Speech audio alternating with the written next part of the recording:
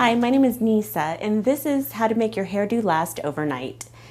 Do you ever get a really great hairstyle and you wish you could keep it overnight? Well, with these few steps, it'll make it a lot easier to last for the next day. All you need are hair clips, a wide tooth comb, and then you start by sectioning your hair off in the desired sections.